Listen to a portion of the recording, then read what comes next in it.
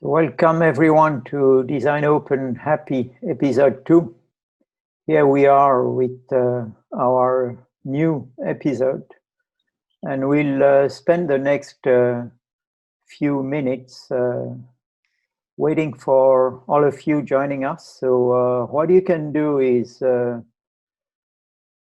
put in the chat what you are busy drinking, because remember, it's a happy hour, and this happy hour will run pretty quickly. Today we are having our guest speaker who has an early happy hour. It's 7 a.m. for her. My name is Alok Nandi. I'm based in Brussels, and I'm zooming in from 4 p.m. here. So it's coffee time or chai. And co-host Sonia Manchanda is in Bengaluru, and she's zooming in at 7:30 p.m. So we are having a global conversation. And before jumping into this, I would like to thank the Spread team. So thank you, Sudhai, thank you, Sumet, and all the team to allow us to have this hour running smoothly. So welcome everyone, and just put in the chat box what you're drinking. And meanwhile, let me remind us that please keep your mic under mute. We have a Q&A box where you can put your questions. And I'll give the floor to Sonia. Sonia, tell us more about Design Open. So Alok, it's so exciting to have you here and Deepa and everyone else who's joining us, because we've had these moments before where everyone's gotten together to talk about the things that bother them, the burning questions that they have, to actually talk about it while it's bothering us. It's not like just do a post-mortem on things that happen. So Design Open has always been a format to be able to map the shifts, to study emergence, to find out what's happening. And there could not have been a better moment than now to sort of relaunch it in this digital format and connect with people who we really want to listen to, whose opinions and views matter, and for us to get insights, really deep insights on this moment from them in a very positive spirit. Because after all, the human spirit, and I'm not talking about what everyone is drinking, but the human spirit is resurgent. The human spirit can survive just about anything, and we are here to get really innovative ideas on how to make that happen. Great. So Design Open was born in Bangalore as a set of physical events, and Design Open Happy is a kind of spin-off. And this spin-off is going to happen every 15 days. And it's great. We have Deepa from San Diego, and Sonia will introduce Deepa, and then we'll go and jump into the conversation. Yeah, it's a big privilege to have Deepa. We've met many times, and I've always enjoyed listening to her, and I've always especially enjoyed her positive spirit, because she's been really fortunate to have had this amazing influence in her life of her father, who is one of the biggest and most influential management gurus of all time, Mr. C.K. Prahalad, and who actually reframed and repositioned the ignored, the less privileged as valuable customers, and talked about the fortune at the bottom of the pyramid in his seminal book. And so she's had that influence. Apparently, he used to get shared drafts of what he was writing, and that's what she grew up with, and that's incredible. And besides that, she herself has had her most joyful and proud moments working in the design and innovation space, making deep impact, again, in the social entrepreneurship space. She's also the co-author of the book Predictable Magic, about making strategy and innovation happen. And so the most interesting thing now is that she's interested and engaged in art with the San Diego Museum of Art, and she's interested in and involved with South Asian art. So it'll be interesting to listen to her and see how we can connect the dots between social entrepreneurship, design and innovation, strategy, and even art. So, welcome, Deepa. It's wonderful to have you here with us. And thank you for making the time for this conversation. Absolutely. Thank you so much, Sonia, Alok. Really wonderful to be here with all of you. Thanks, Deepa. And as Sonia said, thanks for waking up so early, for being with us. And we'll cover quite a large set of topics, but we'll try to make the connecting the dots as smooth as possible. And as Sonia mentioned, entrepreneurship is something you have been busy quite a lot, and you have been thinking about that. And I would like us to spend a few minutes thinking about entrepreneur. Entrepreneur in French means to take, entreprendre, to take over. So it would be interesting to have your insights from the predictable magic time to nowadays, and the context has changed so much that you have seen some stuff happening in your geography, in India. Some people have been talking to you about what is happening in other parts of the planet. And it would be good to have your insights now today, because one of our working assumptions, Sonia and myself, is that we are having these conversations to feel the temperature of the planet. And your point of view will be helpful to get a sense of how you sense the planet. I think, entrepreneurs have a central role, not necessarily based on whether they have great results from their efforts, but I think that the character traits that they exhibit are so important at this point in time, because I think the optimism is one, but more importantly, entrepreneurs have to have an action orientation. They can't stay in analytical mode all the time. And they also have to be future oriented. And I think especially when you have times that are very tumultuous, people get dragged back into past hurts, past wounds, and also trying to learn from the past. But that entrepreneurial bent forces you to push forward. And that is really important, because in a lot of places that can, getting too fixated on the past can really paralyze you and guide you further. And that is an important aspect. And the other thing is that entrepreneurs have to be committed to sharing. They cannot grow unless they create something that is shared.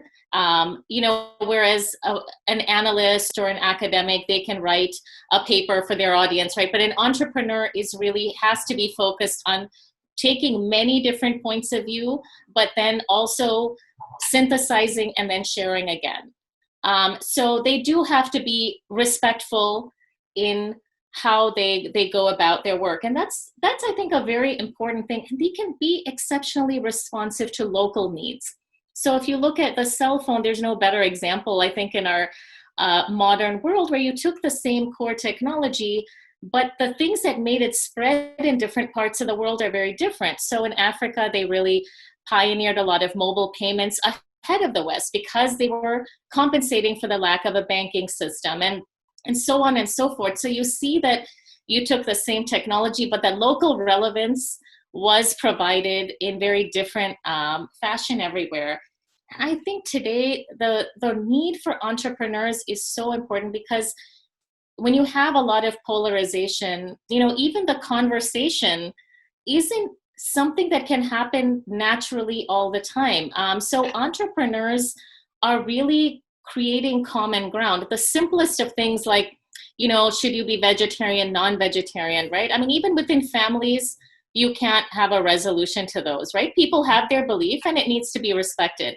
But then you can have an entrepreneur who says, I'm going to make this plant-based meat and I'm going to do it well enough that both sides can come together. So you see in many ways that entrepreneurs cannot just describe change. They have to help people cope with change. Like, everybody knows that there are more men involved with their children. There are single-sex couples raising kids. There's a co-parenting culture, divorced families. We all know that. But the entrepreneur has to say, you know what that means? That means I need to put the diaper change in the men's restroom as well. So you need to look at the implications of change. And I think my dad had this very, interesting view of entrepreneurs that he didn't share publicly that much. He said, look, entrepreneurs are really the freedom fighters of the modern age, because you can have a lot of battles won politically, but ultimately, who makes access real? Who brings all these things into our lives? It's really, those tools need to be created, right? The ecosystem has been set up a certain way, and new tools and new instruments have to be created for people to really participate in society. Great. And how would you see digital influencing their position or their posture? I think digital is an interesting challenge. And I think this is where entrepreneurs have really been able to focus a lot until this point in time on the innovation side. But I think they really need to shift their focus a bit to access, a lot more to access, because I think this crisis has laid bare, even in very relatively well places like the United States, that the road between invention and people having access, being able to use all of these tools effectively, is a very long road. And you see, even in San Francisco, Silicon Valley, Oakland, which is not far away, they're having a huge problem with schooling. A lot of people don't, they have a smartphone, they don't have a laptop at home. So all of these issues come to the fore very quickly. They really need to think about that. And I think also that a lot of people have this idea that, if I create something and I do it well, it will do good in the world. And I think what everybody's learning is that, the doing good part needs to be explicit and designed, not implied, right? I mean, you need to give a direct help. That's part of transparency. That help needs to be direct. So that's the insurance company saying, I know you haven't driven anywhere during COVID, so you know what, your premium is down for that reason, right? People want to see a direct and tangible way of helping, not some 20-year vision of how the world could look and all these grand futuristic visions. You need to comfort people now and allow them to navigate very challenging circumstances, and that you need to design a much more tangible business model, a much more tangible offering, rather than purely fun and entertainment. Great. And you came up with very early with the word action.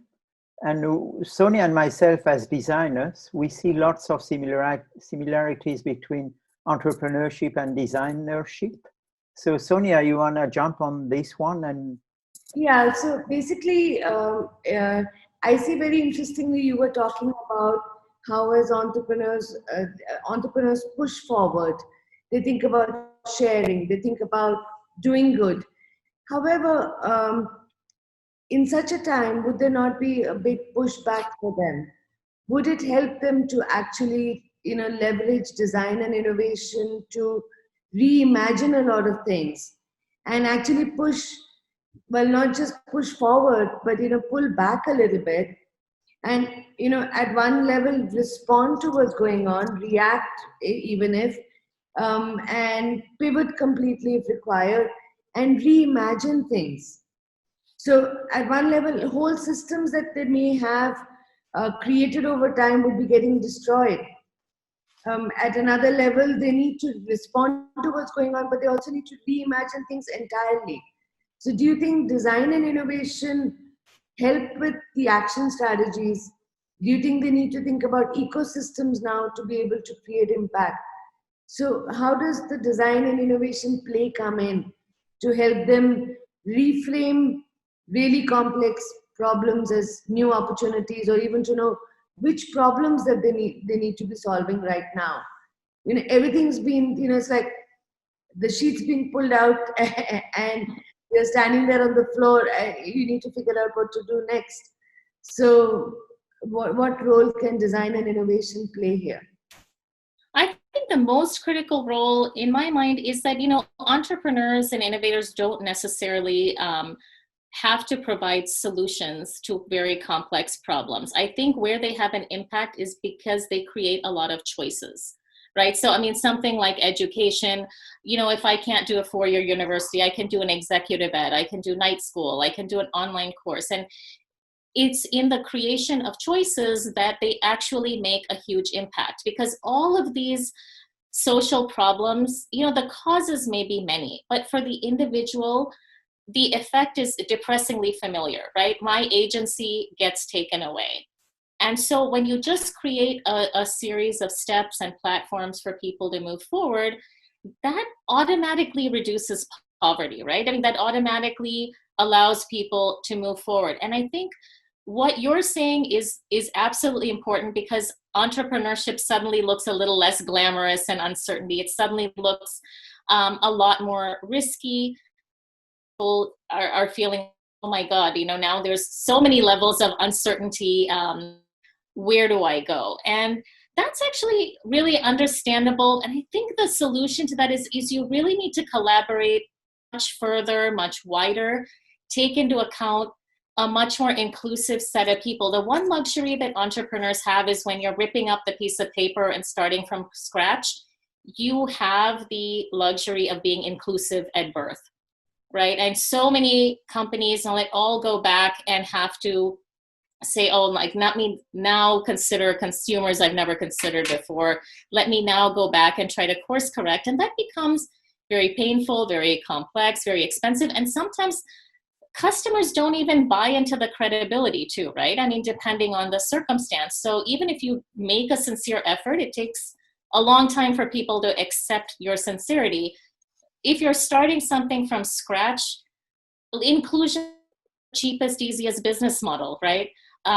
Make sure that you have taken into account a much wider swath of humanity at the beginning, because then you're kind of pressure testing whatever you're offering automatically. And anyway, for everybody, entrepreneur, big business, right? I mean, survival is the ultimate design brief. We can be unbelievably creative when we have to be. And you see this in this crisis. Like, everybody was giving warnings in the US every morning about there's a shortage of masks. Don't buy N95 masks.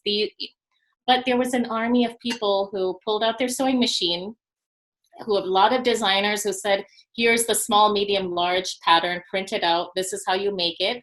There are other people who got to the 3D printer, redeployed their existing resources. So this level of skill is so useful. I mean, even to grow business in normal circumstances, but in crises, it's absolutely essential. So what I'm hearing from you is that crisis is a time to explore options and choices with great humility, because you may not be right all the time, but at least you can design. And the mask example is a great example. It's happening all over the world, much like COVID has happened across the world. This entire exploration around the mask and different ways of designing it is really what we're seeing a lot of, in terms of, you may have great ecosystems, but you may have great prototyping, and for all levels of society. So you're making the choice now to be completely inclusive. So it's small, medium, large, and all other types as well. You know? I think the iterative process very quickly makes things more inclusive as well, right? So immediately now it's barely been 2 months and people are saying, okay, what if I miss seeing people, miss seeing their natural expression? Also, if somebody is hearing impaired, for example, so they have like the transparent, part so people could lip read if they need to. People very quickly refine all of these things. And I think that one of the chief justices in the US, he gave a great graduation speech, and he told young people that, this is your time. You have a lot to contribute. Nobody has this illusion of certainty anymore. But understand that your job today is to go out and attend to people who bear scars you may not see, who have been hit, who have had their expectations and their dreams pulled back in some way. And it is your job to give them kind of the comfort and the confidence to go forward. And I think that's such a productive way of, entrepreneurs have to tap into the emotion of whatever the moment is, and do it in a way that's still aspirational, right? I mean, if someone's in pain, you still give them a Disney Band-Aid if they're a kid, right? You don't make them like reinforce the message of, oh my God, that is a really terrible looking boo-boo, right? You immediately do something that makes them feel better and, gives them like, oh, things will improve. And we all have to do that in our own way. Yes, I think so. One of the big hurts really are this illusion of certainty that you're talking about. We think that there's going to be a new normal, so we think it's going to get fixed, but actually it's never going to get fixed. There's going to be something else. So, and the sooner we accept that, I think it'll be better for us. So I think we were talking, remember the last time we were chatting, Alok, you and I, we were talking about art and the role it can play. I'm going to just leave it to Alok to sort of dive into that space with you. Yeah, Sonia, you mentioned during your presentation that Deepa, you're involved with the art world in San Diego, but you are also looking at traditional Indian art. And what was interesting in your words few minutes ago was about this iterative and inclusive loop that you mentioned. And I was curious to get a sense from you about how can art inspire in terms of looking at systems, looking at how things are happening there, and pull back or push forward, as Sonia, you mentioned, into exploring new spaces. Yeah, to answer that, I almost have to look back a little bit because, I grew up, other than 1 year of my life, I grew up completely outside of India. And we went home, back to India to visit family. And, when we grew up, nobody in America was doing yoga and sipping chai. And when we went to India, there weren't these beautiful airports to land into. And it was suddenly like, you had to stand in these kind of inefficient airports and all these places to get anything done. And I'm so grateful that my parents are both love arts of all kinds. And they really made, I think, a deliberate effort to take us to see how things were made. Because I think the arts in India, whether it's textiles or architecture, that's where you saw excellence. That's where you actually saw all the genius of the culture. I mean, today there's a lot of, corporates, there's Silicon Valley executives. There are a lot of examples of things we can be very proud of. But I look back and I say, all of my affection, my affinity, the bond was really carried through these cultural touch points. And I didn't have to have any specific knowledge to access them. So, we were too young to go and sit in my dad's lectures or do any of those things, but this was what allowed us to bond, and those bonds are enduring. And so I think art is such a powerful means to just start the conversation and connection between people who are very different. It's very non-threatening, it's very open. It doesn't cost anything to listen to a piece of music or read a book from a different point of view. And that is a really powerful starting point for any kind of change. And the other thing is that even when you talk to big companies, I think a lot of them understand that design can boost their sales, boost their reputation, but they struggle to understand that design is actually a proxy of your execution capability. And I think that when you look at a lot of, poor countries from that lens, you become much more optimistic because we tend to underestimate the sheer discipline and precision that is required to, weave a sari or make the perfect masala dosa or the perfect filter coffee. Those things actually require a great deal of consistency, precision, love, and mastery of the craft. And if you look at countries like India through that lens, you have a much more optimistic view naturally because we're exceptional in the fact that we have fine artistic traditions throughout the country. And it's also very, democratic in a way because we have good folk art and good fine art. So I think just that exposure kind of gave me a much more optimistic outlook, where you don't start the conversation with what people don't have. You're always trying to say, what are the skills that are there and how do I supercharge them? Very different conversation. That's great, because what you are alluding to also is what we would call the culture of making, the culture of building stuff. Because if we look at many systems nowadays, we have lots of abstract ways of shaping stuff, and the tangible way of doing stuff is something that I'm hearing from some of your insights, and that's something fascinating. For the sake of debate, Alok, I'm going to differ with you. And I'm going to say that it's more about a lot of the work, like for instance, the weaving and all of that, is more about being meditative. It's actually dynamic meditation. It's the way you work with the Rudraksh and you feel it with your hands. So it's a certain meditative quality, and it's an escape away, and it gives a certain rhythm and flow. So it's not just the making, it's really the shaping of the mind and the spirit and the soul. Yeah, I'm with you on this kind of embodied knowledge, Yeah. which might be something. Deepa, you are near the valley. Mark Anderson, the founder of so famous Netscape, wrote some years ago that software is eating the world. And nowadays, few days ago, he wrote another piece where he said that we lost the culture of building. And that is, I think, an interesting insight coming from Silicon Valley, because they have their lens. And what I'm looking with you or Sonia or some of us, we are traveling and working from different parts of the world. We have different lenses.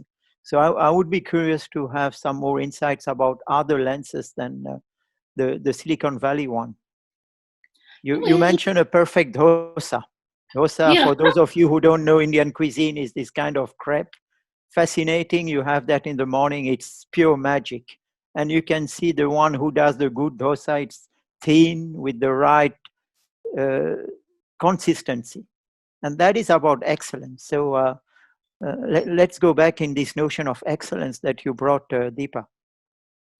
Yeah, this is the thing that I think is also an important idea that artists bring. If you're creating a piece of art, I mean, not that you don't have some freedom, but you do have to imagine a beginning, middle, and end, right? And you have to know the sari border has to be here. So as you're doing kind of very slow, painstaking work, you have to envision the whole finished product. And now when I look at, even business thinkers, I look back at some of the old thinkers, who have work that's endured. I think Peter Drucker and all, but they were working with slides and transparencies, which you can't. At best you can move around the order a little bit, but those are fixed. Long before and you have to be submitted long before your presentation. Whereas with PowerPoint, you can keep changing things until the very last minute. But then you keep getting stuck in the analysis mode, and it gives you less freedom to think about how you fit in with everything else, how the whole story plays out. And I think that's where we've consistently run into problems in different crises, right? Is in the financial crisis, all these instruments look really cool. There wasn't an understanding of, okay, once this goes out in the world, how are different people going to be impacted? Same thing with a lot of digital models. But the one thing that I think the arts and networks have taught us the same lesson is, what is the most valuable textiles? It's really judged on knots per square inch or your thread count. And everything we've learned about networks reinforces exactly that same message, right? It's not just the number of connections, it's the tightness of the connections that adds value. So that's one place where I see the two worlds meeting a little bit. That's cool. And I see that Howard, he's happy to have arts brought into the conversation here, and he was sitting in one of your father's lecture. So Howard, do not hesitate to put some questions in the Q&A, and for the others also, remember, what we are trying here is to build this kind of space of conversations. And the elements that Deepa is bringing are here to trigger our thinking and explore some spaces that we would not expect. And as you said, Deepa, it's not the number of connections, but the density of how we are connecting that we are looking into in this Design Open Happy session. Sonia. So I'm liking the whole argument about density, and also enjoying this conversation around arts and excellence, and arts being a way to respond. We've actually seen a rise of this responsiveness through the arts. I think we get used to a normal, and in that normal sometimes it's not perfect and there are lots of gaps, but we keep repeating it and we're going on, and there are these gaps and we don't address them.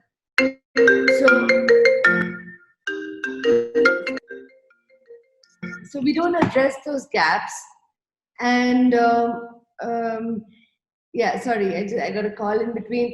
So basically we don't address them, and now suddenly comes a moment when we stand a little bit perplexed, and that's when art becomes a tool to actually, and a way to respond. And it always had this excellence in it, and now that comes out.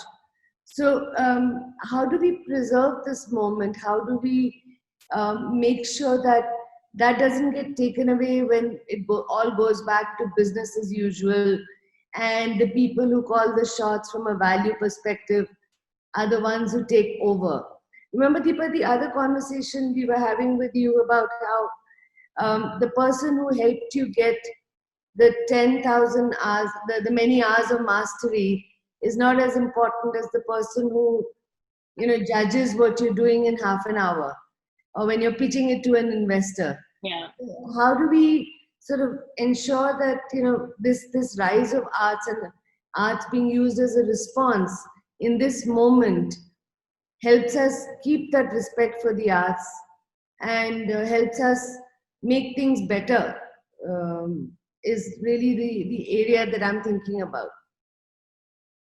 I think there's a couple of ways I look at it. I think the power of art is, I think artists are really, in many ways, kind of unappreciated social innovators, right? Because a political discourse, however educated, whether it's your side or at some level, it's always A versus B, right? But arts are by definition about synthesis. You have to really see what is valuable in each and try to put those things together. So if you see all of these huge brands, I mean, like Lululemon, they take Indian yoga and some cutting edge textile, put it together, $1 billion company, right? So if you tend to start looking at differences as building blocks rather than a challenge, I think that is one aspect of art that is really powerful.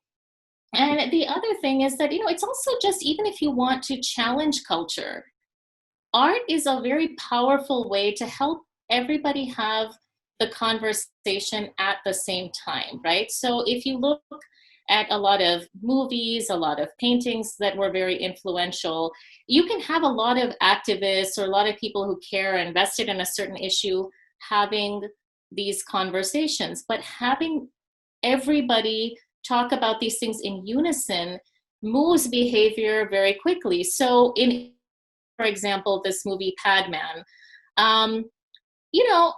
this is for those who are from around the world. It's basically talking about the creation of women's feminine hygiene products by an entrepreneur who is local. Those are, even for educated people who care about these things, those are not natural, easy conversations to have. So giving people the prompt to think about it, to talk about it, to share this, then look at how quickly that's moved to the government saying, yes, we're going to subsidize these products, and finding the metaphor to help people understand why this was so important. Like, there's one line in the movie where he said, okay, if a woman has to sit out for 5 days every month, for her, the year is 10 months and not 12 months. finding that metaphor is what artists do. It's very difficult to get to that stage. You have to spend a lot of time agonizing over how to help people understand the problem. But once you do, it shifts things very quickly. And I think one thing that I'm a little unhappy with is in the US, of course, there's a lot of discussion about racial tensions and racial injustice. And everybody's advice is, you have to sit and have these uncomfortable conversations. Like, no, our job is to make those conversations possible and a little bit more comfortable so that they actually happen. I think everybody is in this moment where they want to do something, they feel helpless, but the only way you get change is to really have those conversations become more frequent also. If they're so uncomfortable, they're going to be episodic at best. If you actually form an emotional connection, then if you're calling a friend, not somebody you've never met before, those things will continue and they'll have an impact over time. So I think that designers and innovators are really the translators, right? They just kind of take a lot of uncomfortable topics and make them easier to talk about. So sometimes even the humor in all the memes and all of that, it's all a powerful way of sense making where people can share that and pass it along rather than going on a rant or getting upset. You can actually jolt people into a way where you can reflect in a little bit more comfortable fashion. So when nothing else works, art as response, as Howard was also mentioning, be it Gandhiji, be it Black Lives Matter, art as response helps to forge the change that we're looking for in that sense. And maybe then we can build on top of that. So when we need to fundamentally shift views, opinions, spirit, emotions, art can help us that response. And then we can design on top of that. We can bring in the entrepreneurial sort of will and capacity to build on top of something like that. So maybe in this moment, that's why when nothing else really is working, then art is rising up, it's coming out from and helping make a statement where nothing else really can help. But I think it's also important, people need to have these things in their toolkit. They need to have the awareness of that. And I think that's one thing that is helpful in places like India is that many of the traditions are living traditions, right? They're not things in a museum. So certainly the food, the music, dance, and also some are individual, but there are also quite a few that are rooted in community. So, these different fests, and we have so many festivals. So you do have a chance to kind of connect with them on a more frequent basis. And that is something that's unique and I don't think is common everywhere, but it would be very helpful. And if I look at even at the corporate level, something like the Tata Swachh water filter, for example, right? 80% of that filter is natural materials like the rice husk and everything else. So you can get 80% precision, which isn't good enough for a brand. And then you add on the nanoparticles and finally you have this effective filter. And I think what has happened is, we do need to be future oriented, but all of us, and I'm including myself here, tend to make sure that our kids know about the nanoparticles. But they also need to know about the rice husk, right? We need to give that exposure because then you can create cost-effective, inclusive, sustainable solutions. And it's hard to go back if you don't have kind of that comfort level with exploring both sides of things. So I think this is like, there's a fascinating story from the US during the Great Depression. Flour used to be sold in these big 50-pound bags. And one of these mill owners in Kansas heard from his salespeople that people are really suffering. They're not even throwing the sack away. They're kind of keeping it around to see if they can use it for something else later. And I thought he had such a beautiful response. He said, really, is that the case? So what they did was they printed the flour sack with beautiful patterns. And then they gave washing instructions so you could take away the brand name. So there was never any stigma, even if you were using it to make clothing or whatever. And then later they even started, printing patterns for like a teddy bear and things like that on the front and back of the sack, so people would have some fun stuff for their children. So starts out as just a gesture of kindness. But in the end, about 3.5 million people used flour sacks to make clothing during the Great Depression. And they found a lot of tailors and others were able to start little micro enterprises making clothes from this. And all these years later, I actually came across this when I was thinking about something for a packaging company. I said, well, that's a great way to think about sustainability as well. The person who buys it has a dream for how they're going to use the package already, right? So they're not thinking about throwing it away. That's actually, driving value as well. But it began with empathy, but it became something much more. It's such a fascinating story because it's artistic, it's creative, it's humanistic, and it's circular economy. All of that packaged together. So, Alopi, I think we have some really interesting questions here, which you might dive into. Can you see them, Deepa? I'm going to open this little window here so that... Yes. So we have a question from Howard, and then a question from Kalim, and another one from Samrat. Yeah. I know that Howard was posting the question earlier, so maybe we can start with address that one first and then move to Samrat and Kalim. So Howard is talking about the challenge in transferring ideas from physical to non-physical. He's saying, I think the challenge is transferring the ideas Deepa is sharing around physical products to mental products, theories, ideas, insights, new models. Maybe a better way to say this is, as an entrepreneur in non-tangibles, how can you apply the same type of thinking on physical products? I think one of the interesting ways to both kind of bring people together and create more successful business models is their ecosystem has kind of become a buzzword, but it's amazing how little understanding is of how many hands and hearts actually have to touch everything that comes onto our, we'll go sit in a farm to table restaurant. What does that mean, right? What goes into the process? I think just creating the knowledge of what goes into that process alone, you suddenly realize like, wow, okay, maybe I do need to pay more for certain things. Maybe now I understand what goes into this. I'm going to be more respectful of the person making it. And I think the interesting thing today that's going to be such a challenge going forward is that identifying innovators is more difficult for, we don't have organizations where everyone's meeting anymore. People are dispersed, they're in different locations. And innovation exists, I think, at 3 levels. One is at the product level, one is at the level of just having a skill. And then the other one is like really a lot of people who have made a huge impact really started out only from a place of intention.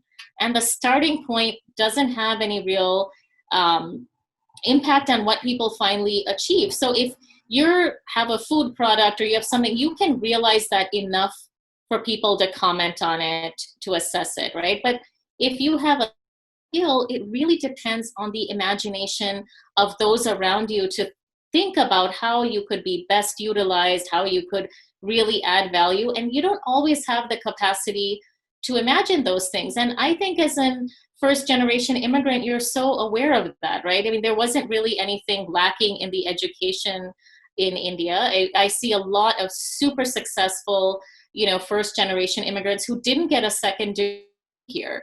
So it tells you that the environment was lacking, but the education probably wasn't. It's suddenly having a few headaches taken off your plate, not having to worry about the power connection and the water connection. That just brings me back to like Muhammad Ali saying, it's not the mountains in the distance that wear people down. It's the pebble in your shoe. It's, removing barriers unleashes a lot of potential. You also see people, all of these amazing nonprofits that have developed MNC-like capabilities if you had asked them to do a value proposition or a business model at the beginning, they wouldn't have, right? Their agenda was only service, but they have built from there very slowly and deliberately, and of course brought in a lot of the same elements.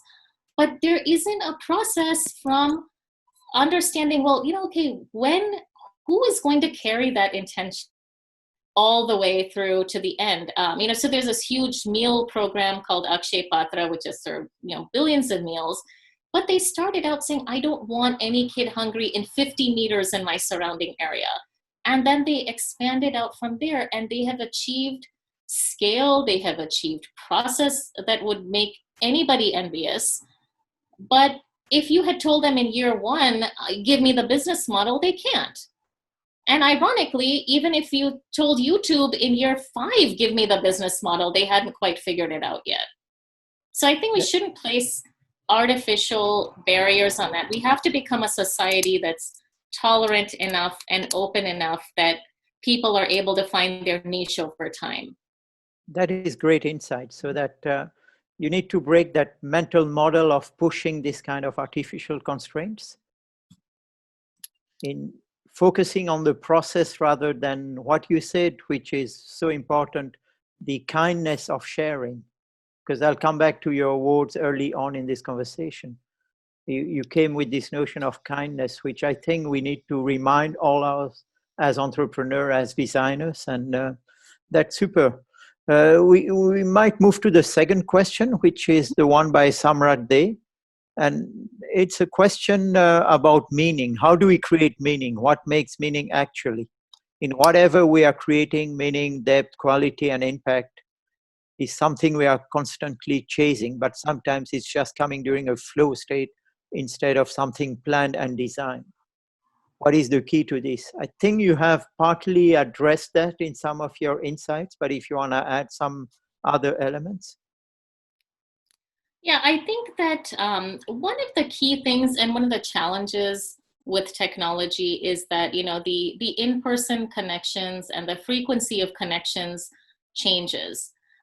So of course I can do online banking and I can do online grocery shopping, and I need those conveniences, but you lose the connection with people who are very different from you over time, right? They're not known names and faces. And that really impacts kind of your worldview, because you tend to design for people that we know. And I think that meaning is feeling like you are part of a community, right? I mean, I think if you look at the arc from even the poorest people, right? How did they suddenly start up? So first you do microfinance, maybe you rely on people who you know, who are in the community, who have your back. That's step one. But as people gain more independence and more confidence, then suddenly, they want to push themselves to, take the online class, sign up for some professional development, and really push forward as an individual. And once you reach that peak, then again, the community becomes very important. Then you do want to network again, but you want to network with people who are different than you.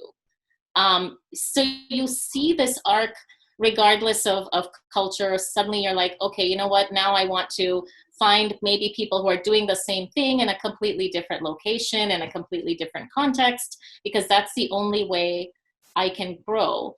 And I think that meaning is really found, like, people think that innovation means everything has to be new. You need to transform every 18 months. I don't think so. I think successful innovation finds that sweet spot between our need to evolve and our need to have comfort and familiarity and feeling like it's a choice that we made.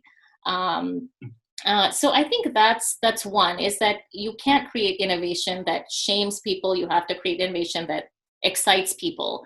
That's how and why they adopt it, even if it's expensive, even if it's difficult.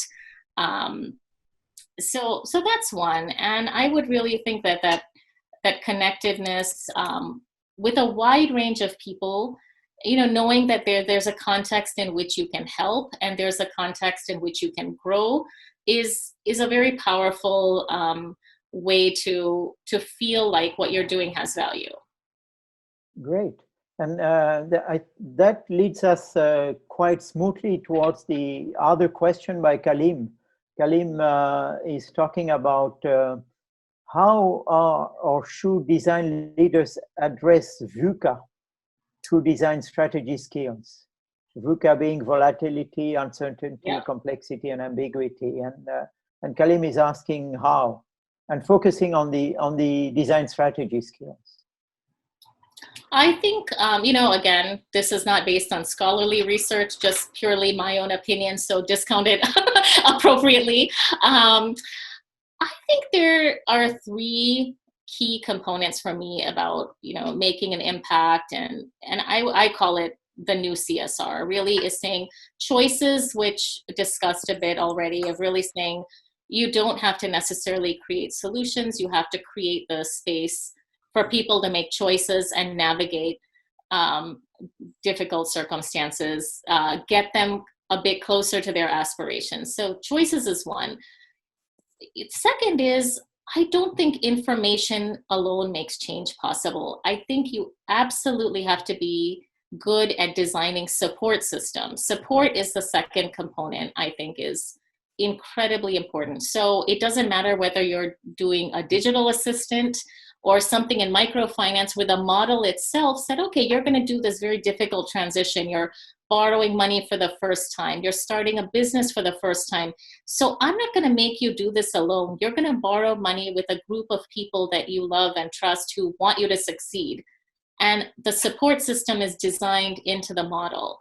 That is really important. And even if you look at it on a personal level, nobody changes because somebody lectured them and bombarded them with information. You change for the people who are giving you the support, who are your cheerleaders, who care about your success. So I think designing support structures is a really important way of and a VUCA world demands it, right? I mean, a lot of people who did everything they were supposed to are nonetheless stakeholder, fair shareholder. All this debate doesn't matter because Father Time and Mother Nature are the ones who humble us all. So those are the two stakeholders that are highly unpredictable that we all have to answer to ultimately. And I think the last one is recourse, because no matter how well and thoughtfully you design systems, they don't work all the time. So whether it starts out at the very basic level of having a warranty now and legal recourse, but I think now even at a societal level, it's something much more important where you're like, my life has fallen apart. The life I thought I was going to lead, the things I thought I was going to provide for my family may not be within my reach anymore. And where do I go? And the level of access we have to recourse, the efficiency, the compassion with which it's given will shape society and business. And you see some companies have excelled at doing that in a really humane manner, saying we have difficult choices to make, but we nonetheless respect you and your contributions, or others have been fairly ruthless. You see the whole spectrum. But I think, again, that willingness to struggle with these issues of fairness and equity, challenging. And there's no one answer, but I think that's what also creates value long-term at a business level and at a societal level. Great. You're bringing this at the societal level, and choices, support system, and recourse are so important to make our leadership understand. And if we go back to many of them, they don't get a sense of that. And that would be my provocation as one of the major insights of this conversation. And that is something we need to remember. And we have Anonymous. I don't know who's Anonymous, by the way, of course, who's asking a question about, do you have the question there? How could we have empathy, unlocking a bit of the fear psychology because of all this COVID crisis? You want to jump into that one, or it's a complex one? I think that just creating traditions, right? It doesn't matter really what nationality is anymore. You look at blogs and people are like, okay, I'm going to sequester in my grandmother's cabin, or I'm reconnecting with family, and I'm cooking the things that I had in childhood. And I think these things are just critical to say that, yes, there's this continuity. I think that triggers this feeling of continuity. I know like the first time, like my brother and his family have a busy schedule. We do. I know that the first time actually the only time so far, all of us ended up back in India at the same time. The one thing everyone's like, okay, what do you want to do? Everyone's coming, all the family have said, let us know what the kids want to do. And both of us were like, you know what? We want to take them for a rickshaw ride because that was a fun thing that they're never going to get to do in America. And the other thing is everyone wanted to just gather in my grandmother's house and make some of these sweets that we used to make as kids on previous visits. And that's something that these kids still talk about. So I think you cannot get so focused on providing the things you never had that you don't give the things that you did have. Right? You have to also give a sense of rootedness, because that is ironically what gives people the confidence to forge ahead. And I have been on many Zoom calls where people are laying out, I think, an ambitious, well-intentioned, but essentially half-baked vision of what the future is. And I'm like, no, if you want to have this impact in the future, help people today. Help them get through this and help them really live a dignified existence at a time when there's a lot of uncertainty, because that is the gift that will pay off in 20 years, right? I mean, I think this is the interesting thing is that if you're studying, I started out in policy and development, everyone knows it's the first 1,000 days of a child's life that determines so many outcomes.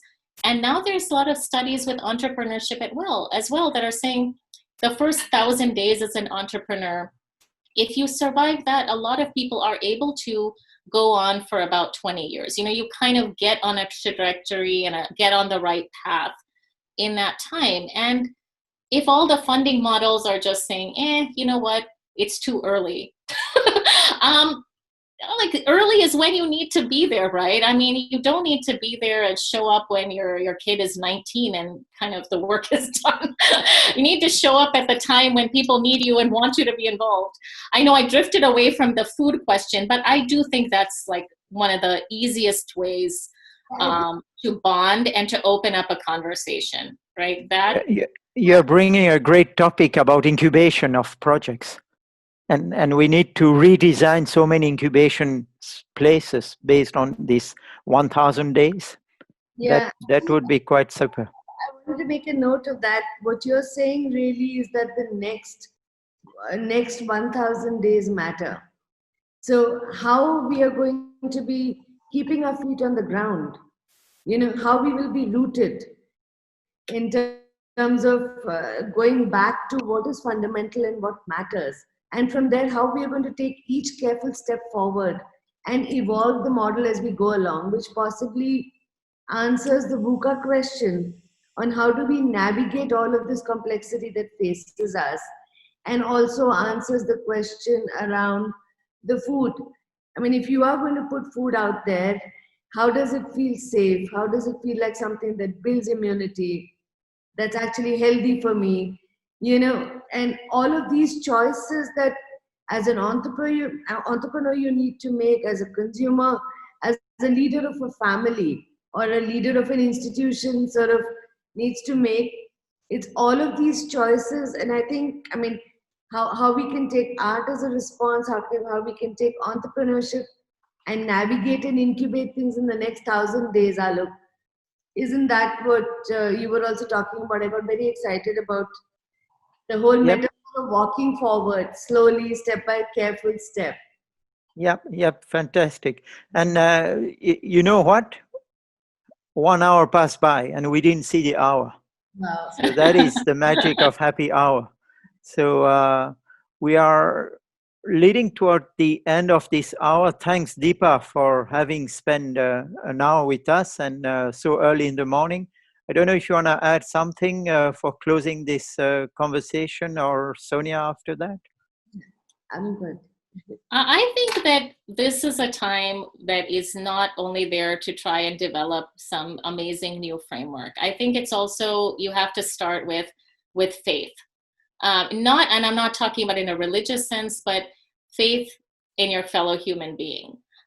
That is the starting point. I think one thing that this crisis has brought to the front is we're also need to reconsider as we think about going digital, as we think about what's next, is really kind of refocus on the centrality of the individual, focus on how these things affect individuals.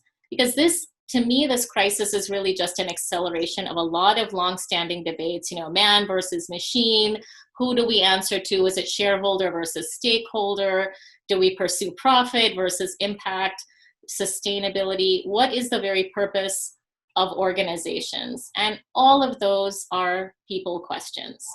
And in fact, in order to make any change, even with all the technology we have available, it's really going to be people. So as complex as this crisis is, what's the fundamental thing is, like, we still need to rely on each other, and we need to do small, tangible things every day, like wash our hands and wear masks, which are eminently attainable. So I think that, you know, doing the things we can do are what will open the doors to doing the things we never thought possible. Great. Thanks, Deepa, for this. And so remember, happy happens every 15 days. And in 15 days, we'll have someone who I'm sure will continue in the same dense way. Deepa, you shared with us so many ideas. Design Open Happy episode after episode, that interesting dots will begin to be connected. So thanks, Deepa. Thanks, Sonia. Thanks, the Spread team, for having all of us being able to talk.